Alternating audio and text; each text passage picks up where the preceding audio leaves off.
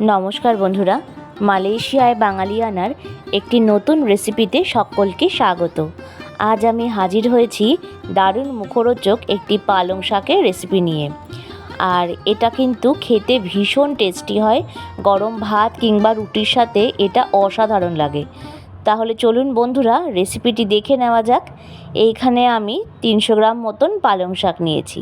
এবার পালং শাকটাকে গোড়ার দিকটা কেটে ফেলে দিতে হবে। তারপর পালং শাকটাকে আমি মিডিয়াম সাইজ করে কুচিয়ে নিচ্ছি।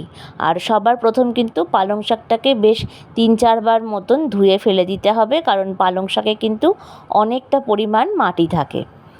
আশা করছি আজকের রেসিপিটি সকলের ভালো লাগবে। যদি ভালো লেগে থাকে লাইক, শেয়ার, কমেন্টস করবেন এবং নতুন বন্ধুরা চ্যানেলটিকে সাবস্ক্রাইব করে আমার প্লিজ পাশে থাকবেন।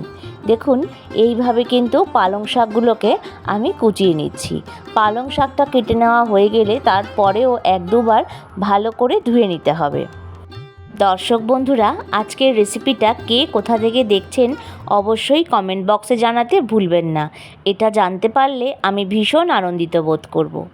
এবার নিয়েছি 2টো আলু। আলুটাকে একটু ছোট টুকরো করে আমি কেটে নিচ্ছি। আপনারা এর থেকে বেশি আলুও ব্যবহার করতে পারেন। যেহেতু শাকের পরিমাণটা কম, তাই এখানে 2টো আলুই আমি ব্যবহার করেছি। আলুটা কেটে নিয়ে আলুটাকেও 2-3 বার ধুয়ে নেব। এবার কড়াই বসিয়ে দিচ্ছি 3 চামচ পরিমাণে সর্ষের তেল। তেলটা ভালো করে গরম হলে দিচ্ছি 1/2 চামচ পরিমাণে পাঁচফোড়ন। পাঁচফোড়নটা দেওয়া হয়ে গেলে দিচ্ছি একটা মিডিয়াম সাইজের কুচিয়ে রাখা পেঁয়াজ। তার সাথে সাথেই দেব কেটে রাখা আলুটা। এবার আলু আর পেঁয়াজটা বেশ ভালোভাবে নাড়াচাড়া করে ভাজা করে নিতে হবে। মোটামুটি 1 থেকে 2 মিনিট আলু আর পেঁয়াজটা বেশ ভালোভাবে ভাজা করে নিয়ে এবার আমি এর মধ্যে দেব একটা ছোট সাইজের বেগুন। বেগুন এখানে আমি একটু বড় টুকরো করে কেটেছি, চাইলে এর থেকে ছোট করেও কেটে নিতে পারেন। এবারে দিচ্ছি 1/2 চামচ পরিমাণে লবণ, 1/2 চামচ হলুদ আর 2টো লঙ্কাকে একটু ভেঙে ব্যবহার করেছি। এবার বেগুন, আলু আর পেঁয়াজটাকে নাড়াচাড়া করে সামান্য ভাজা করে নেব। দেখবেন নাড়াচাড়া করতে করতে আলুর কালারটা চেঞ্জ হয়েছে। ঠিক সেই সময় দেব 1/2 চামচ পরিমাণে আদা বাটা। হ্যাঁ বন্ধুরা, এই রেসিপিটা এইভাবে একবার বানিয়ে দেখবেন। আদা বাটা দিয়ে নিয়ে বেগুন আর আলুর সাথে ভালোভাবে নাড়াচাড়া করে এটাকে মিলিয়ে মিশিয়ে নিয়ে এবার যে শাকটা কেটে রেখেছিলাম সেই শাকটাকে দিয়ে দিচ্ছি। এই রেসিপিটা করতে কিন্তু একদমই বেশি সময়ের প্রয়োজন হয় না। একদম কম সময়ে রেসিপিটা বানিয়ে নেওয়া যায়। এবার পালং শাকটা দিয়ে নিয়ে একটা ঢাকনা দিয়ে ঢেকে দেব মোটামুটি 5 মিনিটের জন্য। 5 মিনিট পরে ফিরে আসলাম। দেখুন বন্ধুরা, শাকের কালারটা অনেকটা চেঞ্জ হয়েছে আর শাকটা কিন্তু অনেকটা নরম হয়েছে। শাক থেকে অনেকটা পরিমাণ জলও রিলিজ করেছে। ভালোভাবে নাড়াচাড়া করে নিয়ে শাকটাকে আরও মোটামুটি 2 মিনিটের জন্য ঢেকে দেব, কারণ আলু এখনও সেদ্ধ হওয়া বাকি আছে। যতক্ষণ শাকটা সেদ্ধ হবে ততক্ষণ একটা ফ্রাইং প্যানে 2 চামচ পরিমাণ সর্ষের তেল গরম করে তাতে দিচ্ছি কিছুটা পরিমাণ মসুর ডালের বড়ি। আপনারা যে কোনো ডালের বড়ি ব্যবহার করে নিতে পারেন। এবার বড়িটাকে বেশ লালচে করে ভেজে নেব। গ্যাসের ফ্লেমটাকে একটু কমিয়ে নিয়ে আমি বড়িটাকে একটু সময় নিয়ে ভেজে নিচ্ছি, কারণ এই বড়িগুলো বেশি গ্যাসের ফ্লেম থাকলে পরে কিন্তু পুড়ে যায়, তাই মিডিয়াম আঁচে করে ভেজে নিচ্ছি।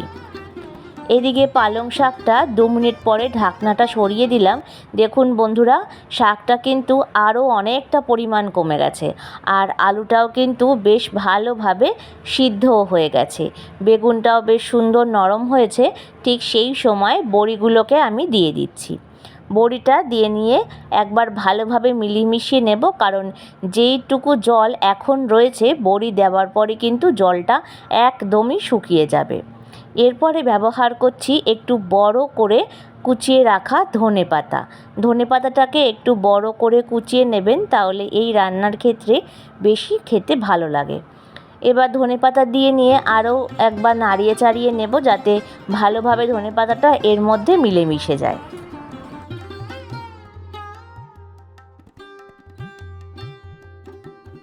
পুরনো বন্ধুদের জানাই আমার তরফ থেকে অনেক অনেক ভালোবাসা আমাকে এতটা এগিয়ে নিয়ে যাওয়ার জন্য। দিলাম সামান্য পরিমাণ চিনি, স্বাদটা যাতে ব্যালেন্স হয়, চাইলে এটাকে আপনারা স্কিপও করতে পারেন। আর এই রেসিপিটা আমি আলু এবং বেগুন দিয়ে বানিয়েছি, চাইলে আপনারা শিম, মূলো এবং তার সাথে কুমড়োও ব্যবহার করে নিতে পারেন। দেখুন আমাদের কিন্তু শাক প্রায় রেডি হয়ে এসেছে। আর আলু একটা ভেঙে দেখিয়ে দিচ্ছি, দেখুন আলুটাও বেশ সুন্দর গলে গেছে। তাই এবার নামিয়ে নেওয়ার আগে দেব 1 চামচ পরিমাণে ঘি, যা এই রান্নার স্বাদকে দ্বিগুণ মাত্রায় বাড়িয়ে আনবে। এবার ভালোভাবে একবার নাড়াচাড়া করে নিলেই রেডি আমাদের দারুণ স্বাদের পালং শাকের ঘন্ট। এইভাবে একবার বাড়িতে বানিয়ে দেখবেন, অসাধারণ স্বাদ হয়। চলুন বন্ধুরা, একটা পাত্রে এবার পরিবেশন করে নিই। আশা করছি আজকের রেসিপিটি সকলের ভালো লেগেছে। যদি ভালো লেগে থাকে লাইক, শেয়ার, কমেন্টস করবেন এবং নতুন বন্ধুরা চ্যানেলটিকে সাবস্ক্রাইব করে আমার প্লিজ পাশে থাকবেন। প্রত্যেকে ভালো থাকবেন, সুস্থ থাকবেন, অনেক অনেক আনন্দে থাকবেন। রেসিপিটা এতক্ষণ দেখার জন্য অসংখ্য ধন্যবাদ।